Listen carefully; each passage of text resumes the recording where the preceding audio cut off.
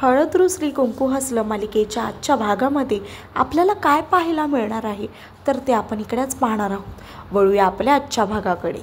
तर इकडे कृष्णा जी असती ती पूर्णपणे खचून गेलेली असते, कारण तिच्यावरती झालेले जे आळ असतात ते तिला अजिबातच सहन होत नाही। तिला हेच कळत नाही की पूर्ण गावकरी आणि सगळेजण हे तिच्या विरोधात असतात।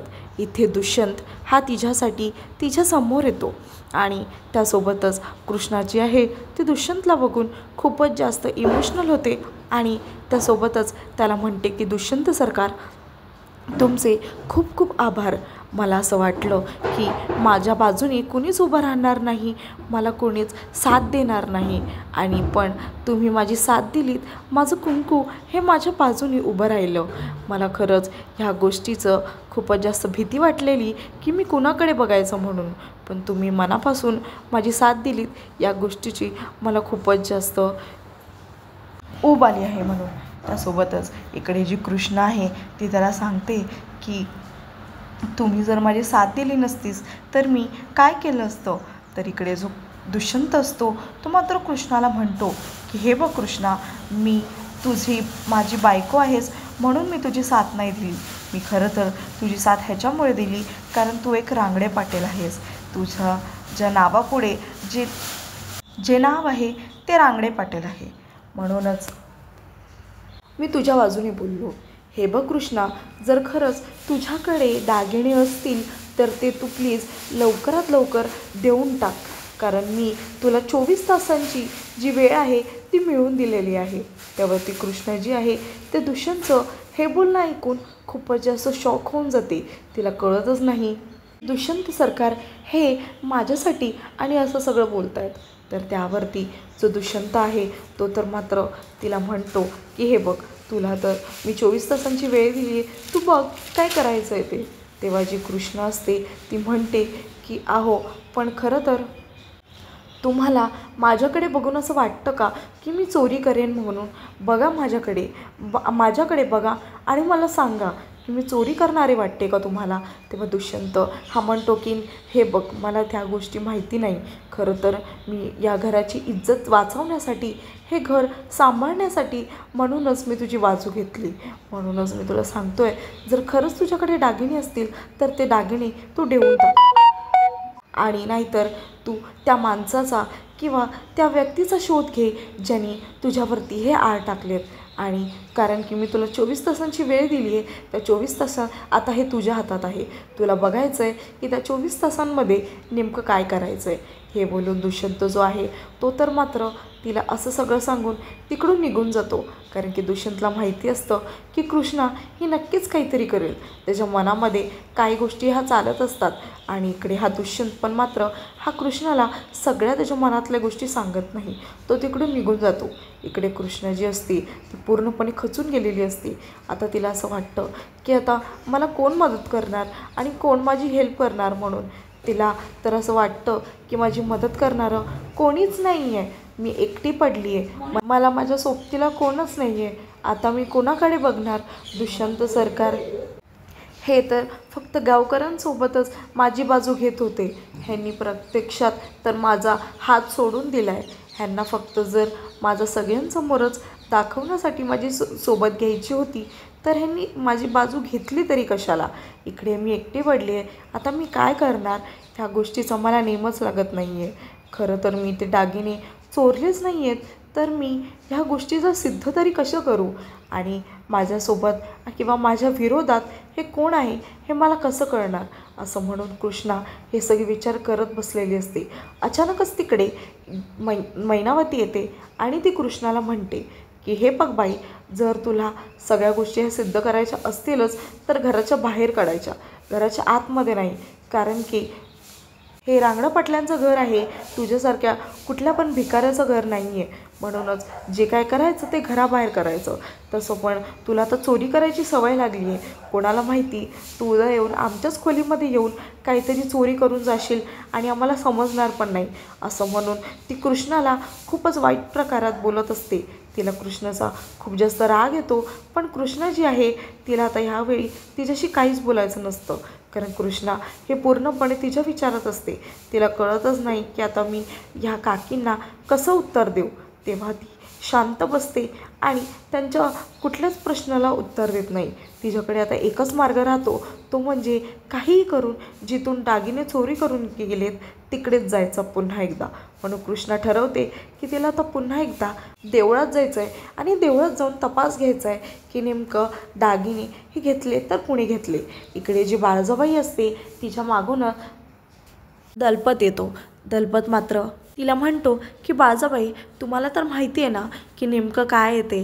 हा सगळा डाव जो आहे तो आपणच रचला आहे. मग आपण कृष्णाला ही 24 तासाची वेळ ही द्यायची तरी कशाला.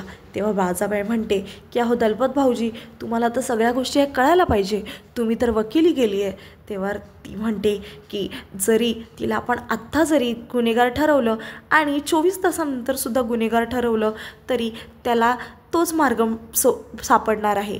कारण की कृष्णाला कधीच कळणार नाही की दागिने हे नेमके कुठे आहेत आणि ते कोणी चोरले आहेत. हे ती कधीच शोधू शकणार नाही, या गोष्टीची मला खात्री आहे. आणि ती लवकरात लवकर माझ्या दुष्यंतच्या आयुष्यातून आणि या घरातून निघून जाईल. ती एक नंबरची अडाणी आणि भिकार घरातून आलेली मुलगी आहे. तिला ह्या सगळ्या गोष्टीचा काय नेम लागणार आहे. तिला ह्या गोष्टी कळणार पण नाही की तिच्या विरोधात कोण आणि कुठून आणि कसले डाव रचत आहेत ते. तिने अख्ख्या गावासमोर माझी ढिंड काढली होती, आता मी तिची आबरू काढणार आहे, ते पण पूर्ण गावासमोर. तिने सगळ्यांसमोर मला नको नको त्या गोष्टी ऐकून दाखवल्या होत्या. त्याच गोष्टी आता मी तिला ऐकून दाखवणार आहे. आता माझी बारी संपली, आता तिची बारी येणार आहे, जेव्हा मी तिला सगळ्या गावासमोर तिची लाज काढणार आहे. तिला कळणार नाही की तिने हा पंगा घेतला आहे तर कोणासोबत घेतला आहे, बाळजाबाईंसोबत घेतला आहे. तिला ही गोष्ट समजायला हवी की नेमका पंगा घ्यायचा आहे तर कोणासोबत घ्यायचा आहे. तिला कधीच कळणार नाही तिच्यासोबत हे काय झालं आहे ते. तिला या गोष्टीची जाणीव झाली पाहिजे की बाळजाबाई ही कोण आहे ते. तेव्हा दलपत जो आहे तो मात्र बाळजाबाईंच्या ह्या सगळ्या डिसिजन्सवरती हसत असतो आणि तिला नेमकी जी ती साथ देत असतो. दुसरीकडे ही जी पूजा असते ती चार्लीसोबत फोनवरती बोलत असते. इकडे बाळजाबाईंचा पूर्ण प्लॅन जो असतो तो तर मात्र ठरलेला असतो. इकडे पूजा ही चार्लीसोबत फोन झाल्यानंतर बोलत असते की ती बोरिंग आहे हा, आणि त्यासोबतच कॉफी पीत बसलेली असते. तेव्हा तिला असं वाटतं की काहीतरी करायला हवं, म्हणून असं बसून काय होणार नाही. इथे अचानकच तिची आई येते. तिची आई ही तिच्यासाठी करंजी घेऊन आलेली असते. तिला म्हणते की हे बघ, मी तुझ्यासाठी करंजी आणली आहे आणि फक्त कॉफी काय पितेस म्हणून ही करंजी घे. ही करंजी ते चहामध्ये बुडव आणि खा, लय टेस्टी लागते असं म्हणून ती तिला सांगत असते. तर ती म्हणते की अगं हे खूप ऑइली असतं म्हणून. तर ती म्हणते की अगं कुठे ऑइली, हे अजिबातच ऑइली नाही आहे. तर ती म्हणते की अगं आई, तुला माझे लाईक्स आणि डिसलाईक्स हे कधी कळणार आहे. तेव्हा तिची आई कन्फ्यूज होते आणि तिला म्हणते की अगं डिस्को लाईट हे कशाला पाहिजे तुला आता. तेव्हा ती अचानकच कन्फ्यूज होते आणि म्हणते की आई राहू दे, ते सगळं सोड, तू मला सांग, तू आज त्या दुष्यंतच्या वाड्यावर गेली होतीस ना, घरी गेली होतीस, काय झालं तिकडे. तू हसतीयस म्हणजे नेमकंच काहीतरी खूपच जास्त भारी झालं असणार, मला सांग बरं काय झालं म्हणून. तेव्हा तिची आई जी आहे ती मात्र खुश होते, कारण तिला सगळ्या गोष्टी सांगण्यामध्ये खूप जास्त मजा येत असते. ती तिला म्हणते की थांब जरा 2 मिनटं सांगते. लगेचच ती बाजूचा स्टूल घेते आणि सगळ्या गोष्टी ह्या तिला सांगू लागते. इकडे दुसरीकडे कृष्णा जी आहे ती पूर्णपणे खचून गेलेली असते. तिला असं वाटतं की आता दैवी आईसमोर मला कोणच वाचू शकणार नाही असं म्हणून कृष्णा जी आहे ती प्रत्यक्षात देवळात पोचते. देवळात जशी पोचते ती तशी देवळाच्या जितक्या पण घंट्या आहे त्या वाजवू लागते. तिला असं वाटतं की देवी आई, तू तरी माझी हाक ऐक म्हणून, तू तरी माझ्या सोबतीला उभं राहा, माझ्या सोबतीला आज कोणच उभं नाही म्हणून. त्यासोबतच इकडे जी कृष्णा असते ती जोरजोरात घंट्या वाजवत असते. तिला असं वाटत असतं की देवी आई ही माझ्या मदतीला धावून येईलच. मी तुझ्यासाठीच तुझीच प्रार्थना करायला इकडे आले होते आणि दारातून मी कशी गेली आहे. बाळजाबाईंनी तर मला सरळ सरळ सांगितलं आहे की जर कृष्ण ही गुन्हेगार ठरली तर मी तिला माझ्या घरी एक सेकंड पण नांदवणार नाही. मी तिला सरळ तिच्या घरी पाठवून देईल आणि दुष्यंतच्या आयुष्यातून बाहेर काढून देईल. या सगळ्या गोष्टी मात्र कृष्णेच्या डोक्यामध्ये चालत असतात. तिला असं वाटतं की मी ह्याच्यावरती काय करू आणि काय नको ते तिला काहीच कळत नाही. कारण की आता सगळ्यांनी तिच्यावरचे होप्स जे असतात सेट सोडून दिलेले असतात. त्यासोबतच दुष्यंत जो असतो तो पण तिची अजिबातच साथ देत नाही.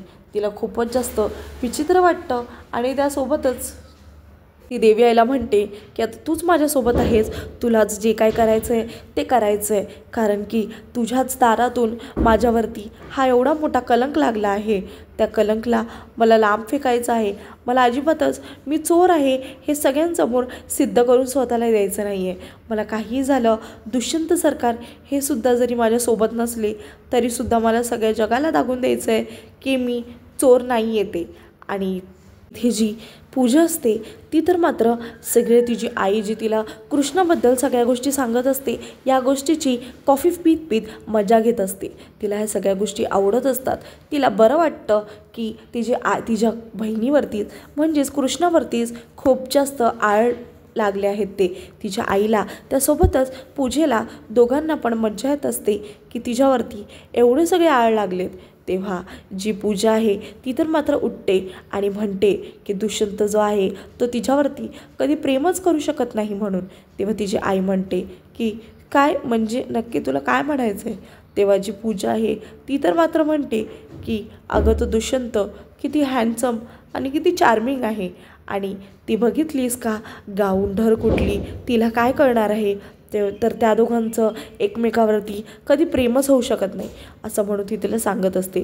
तिची आई हो बरोबर बोललीस असं म्हणते आणि त्यासोबतच इकडे त्या दोघांचं जे डिस्कशन आहे ते पूर्ण होतं का ते कारण तेव्हा ही जी पूजा आहे ती तिच्या आईला सांगते. ती तिला म्हणते की कृष्णाची अडचण ही आपण आता वाढवायची आहे, कमी नाही होऊ द्यायची. इकडे जी कृष्ण आहे ती तर देवी आईसमोर रडते. तिला म्हणते की देवी आई अशी का माझी परीक्षा बघतेस तू. दरवेळी मला एकटी का सोडतेस. तुझी लेकरू आहे ना मी आणि तू माझ्यासोबतच असं वागतेस असं म्हणून. पण ह्यावेळी असं चालणार नाही. तुला ह्यावेळी तरी माझी साथ द्यावी लागेल असं म्हणून ती देवी आईला सांगत असते. इकडे जी कृष्ण आहे ती तर मात्र खूप खचून गेलेली असते कारण तिला आता काहीच कळत नाही की आता ह्याच्यावरती काय बोलायचं आणि काय नाही ते. आणि मला तू साथ देशील का देवी असं म्हणून ती तिला सांगत असते. ती तिला म्हणते सुद्धा की जर तू मला साथ दिलीस तर मी नेहमी आणि सगळ्या गोष्टी या फक्त आणि फक्त तुझं ऐकेन असं म्हणून ती तिला सांगत असते. इथे जी देवी आई आहे तिच्यासमोर ती मनापासून रडत असते आणि तिच्या मनातल्या सगळ्या गोष्टी ज्या आहे त्या तिला सांगत असते. तिला म्हणते की आता देवी आई माझ्यासोबत ह्या वक्ताला कोणच उभं नाही आहे. आता फक्त आणि फक्त मला तुझाच आधार आहे असं म्हणून ती देवी आईच्या पाया पडते. कारण की त्या पायामध्ये खूपच जास्त मोठं कौल लपलेलं असतं. तेच म्हणजे देवी आईने दिलेलं कौल. ते कौल जे आहे ते तिला माहिती असतं की नेमकं काय आहे ते. त्या ज्या सगळ्या गोष्टी असतात त्या माहीत असतात. म्हणूनच आता कृष्ण ही देवी आईला रडत रडत सांगते की आता तुलाच माझी मदत करायची आहे. बाकी आता इथे कोणच उरलं नाही आहे जे माझी मदत करू शकतात ते असं म्हणून ती देवी आईसमोर हात जोडते, तिच्यासमोर रडते आणि तिला म्हणते की आता हीच वेळ आहे देवी आई जेव्हा तू माझी मदत करू शकतेस किंवा काय करू शकतेस असं म्हणून ती जी आहे ती रेडी होते. आणि जेव्हा ती याच्यासमोर डोकं टेकवते तेव्हा देवी आई तिला कव देते. कारण की देवी आईनी तिच्या डोक्यावरती फूल पाडलेलं असतं. ते फूल तिच्यासाठी खूपच जास्त मौल्यवान असतं कारण की त्या फूलमध्ये फिलिंग्स असतात आणि इमोशन्स असतात. कारण की कळत नाही की अचानकच देवळात कोणतरी येतं म्हणूनच जी कृष्ण आहे ती मागं जाऊन लपते. इथे जी कृष्ण आहे आता तिला पुन्हा एकदा घरी जायचं असतं म्हणूनच ती जी आहे ती मागं वळते आणि पुढं जात जात चालत असते. इथे मात्र जेव्हा तिची बहीणच म्हणजेच दुसरं कोणीही नसून पूजा ही तिच्या विरोधात कटकारस्थान रचत असते. तिला असं वाटतं की कृष्णाचा हा त्रास आता सुरू झाला आहे. आपण तिचा त्रास कमी नाही करायचा तर आपण तिचा जो त्रास आहे तो तिला आणखी दुप्पट पद्धतीने वाढून द्यायचा. म्हणजे तिला समजेल की कष्ट करणं ही किती मोठी गोष्ट आहे ते. त्यासोबतच इकडे तिची आई जी असते ती पण मात्र तिला म्हणत असते की हो, हा प्लॅन आपण अजिबातच वर्क होऊन द्यायचा नाही. तिला 24 तासामध्ये काहीच करून नाही द्यायचं. इनफॅक्ट आपण तिची जी अडचण आहे ती वाढवायची, तिला काहीच होऊन द्यायचं नाही असं म्हणून ती तिला सांगत असते. इकडे जी पूजा आहे तिच्या आईचा आणि त्यासोबतच तिचा हा जो प्लॅन असतो तो ठरून गेलेला असतो. पूजा जी असते ती हसत हसत पुढे येते आणि मनात मात्र म्हणते की माझ्या डीला माझ्यासमोर हिरवलं आहेस तू, तुझ्यासोबत मी कधीच राहणार नाही असं म्हणून तो तिला सांगत असतो. इकडे जी पूजा असते तिचं मनातच बोलणं चालू असतं की त्या कृष्णाने माझ्यापासून माझा दुष्यंत जो आहे तो हिरावून घेतला आहे. म्हणूनच आता त्या कृष्णाला मी अजिबातच सुखात ठेवणार नाही किंवा सुखात राहूसुद्धा देणार नाही. काही झालं तरी तिला तिच्या चुकाची जी शिक्षा आहे ती घ्यावीच लागणार असं म्हणून तिचे जे प्लॅन असतात ते मात्र रेडी असतात. आणि त्यासोबतच तिच्या प्लॅनमध्ये तिच्या आईचासुद्धा तिला पाठिंबा तितकाच असतो. इनफॅक्ट तिची आई तर तिचं कौतुक करत असते कारण तिच्याकडे इतके भारी भारी असे प्लॅन रेडीच असतात. इकडे दुसरीकडे कृष्णाजी घरी जात असते तेव्हा अचानकच तिचा जो मित्र असतो किंवा मानलेला भाव असतो तो लगेचच येऊन तिच्या पाया पडतो. तिला म्हणतो, कृष्णे मला माफ कर, पण मी जे पाहिलं ते खरं खरं सांगितलं. तेव्हा तो तिला सांगतो की खरंच मी तुला पाहिलं होतं, तू अशी लाल कलरची साडी घालून आणि त्यासोबतच तूच मी तुला किती आवाज मारले, हाका पण मारल्या, तुझ्या मागे मागे धावलो पण तू अजिबातच माझं ऐकलं नाही. त्यासोबतच तिथे जी कृष्ण असते ती तर मात्र म्हणते, पण अरे मी तुझा आवाज ऐकलाच नाही. मी जर तुझा आवाज ऐकला असता तर मी खरंच तुला ओ दिलो असतो, पण मला खरंच काहीच ऐकायला आलं नाही, शपथ घेऊन सांगतो. आणि मी तुला सांगतो की कारण मी अजिबातच ते देवीचे जे दागिने आहेत ते चोरलेले नाही आहेत. मला माहिती नाही ते दागिने कुणी चोरलेत. पण तो म्हणतो, पण तुझ्यासारखीच एक बाई होती जी सेम तुझ्यासारखी होती आणि ती सेम देवीच्याच दागिन्याजवळ होती आणि त्यासोबतच जेव्हा मी तिला आवाज दिला तिने मला काहीच ओ दिला नाही किंवा काहीच दिलं नाही. पण तू ज्या दिशेने बाहेर पडलीस तर कृष्णा म्हणते की पण त्या दिशेने मी बाहेरच पडले नाही. तर तो म्हणतो की तू जशी घरी गेलीस तेव्हा तुझ्या मागे गुरुजी हे मंदिरात गेले आणि मंदिरात गेल्या ते ओरडायला लागले की दागिने हे चोरीला गेलेत म्हणून, आणि शेवटला तूच गेली होतीस म्हणून मला असं वाटलं की तू होतेस म्हणून. तेव्हा कृष्ण म्हणते की अरे भावा, पण तू माझ्यावरती विश्वास ठेव, मी खरंच हे सगळं नव्हतं केलं म्हणून, मी अजिबातच दागिने चोरले नाही. तेव्हा तो म्हणतो की हो मला माहिती आहे, माझी कृष्णा हे असं कधीच करू शकत नाही, पण मला काय झालं होतं मलाच माहिती नव्हतं. तेव्हा ती म्हणते की कृष्णा की मला कोणीतरी अडकवायचा प्रयत्न करतं आहे, आपण ही गोष्ट शोधून काढायलाच हवी म्हणून, आणि दुष्यंत सरकारामुळे आपल्याला 24 तासांची वेळसुद्धा मिळाली आहे, आपण बघूया काहीतरी करूया. आणि त्यासोबतच इकडेच आजचा भाग जो आहे तो इकडे संपतो.